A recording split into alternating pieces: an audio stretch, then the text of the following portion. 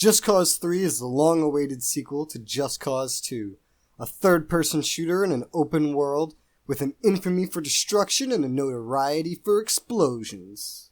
With an arsenal of weapons and vehicles at your command, the world of Just Cause has always been a playthrough of scenes Michael Bay would be proud of. Graphically speaking, the world in this installment is gorgeous, and the sounds of everything are irrelevant because half the time you're playing, something is exploding over all the other sound effects. The gameplay is as you would expect for Just Cause, but with some changes. It still contains a wide variety of weaponry and vehicles, along with an upgraded grappling hook that allows you to win fights with just that if that's what you're going for. Challenges still fill the world, and there's still story missions for you to do, but all of these have been changed to some extent.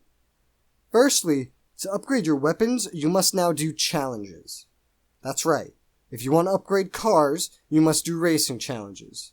There are different sets of challenges that give you a different one-time earnable type of points that are used to unlock weapon upgrades.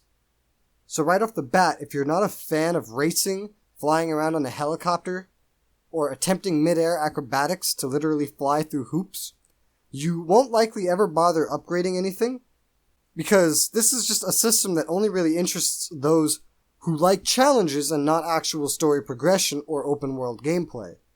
So a completely different market than the one that bought Just Cause 2. Story-wise, the game is just ruined. Literally. It's horrible. First off, they changed Rico's voice actor, so he no longer sounds like a gruff mercenary with a Hispanic background. No, now he's, instead of the badass you're used to hearing, he sounds like a higher octave, stereotypical Latino with no charm, no gruff, and no experience behind his voice. Sheldon, where's the good stuff? Oh, damned if I know. Hell, there may not be any good stuff. This is for the rebels? Or is it for the Ravello? One or the other? Like, really? You could make the world look so drop-dead beautiful, but you can't hire a voice actor even somewhat similar to the badass we had in the previous Just Cause title? Really? Faction advancement story missions are gone, there's no more choices to be made, and instead of being able to watch an evolving world split between different rebel factions, you're now helping one rebel faction filled to the brim with hard-to-remember characters that have no charm, depth, or anything to them. Now you just get guided on a linear path where things get harder bit by bit and force you to do a bunch of extremely boring side things along the way, such as doing physics-based challenges to unlock upgrades.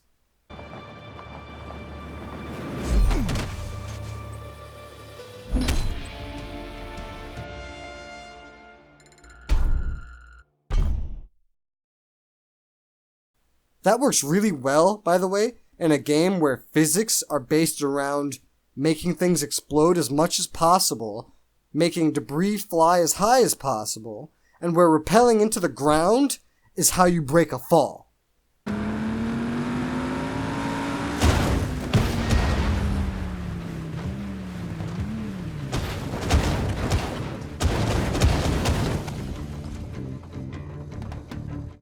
In addition, you have to liberate towns by completing a number of objectives in them. Some of these objectives aren't marked on your map either, and the game never explains to you how you're supposed to find them or anything. So this extremely repetitive feature that you have to do starts out as a pain in the ass to figure out. Just Cause 3 summed up is an explosion simulator where you can do some other annoying stuff as well. Seriously, they took nothing that was good about their previous games for the sequel except the destruction, which they overdid horribly.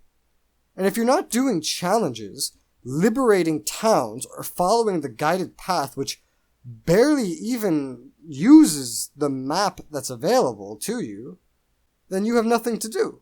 And I don't really know how to word that to make it sound as bad as it is. Because if you've never played Just Cause 2, you likely won't understand just how much they removed from the series in order to make this sequel happen. If you have played it, then you will be very disappointed by how much is missing that was in the past 2 titles. And to rub salt into the wound, the entire game is built for a controller, especially the menus. Playing with a mouse and keyboard, you're forced to use the arrow keys to navigate your menus. Flying and gliding is extremely sensitive on a keyboard since it was made for the smooth control of an analog stick. They didn't even try to port these controls. They didn't even try. So now you're left with a cash grab that you can't even play right without a controller.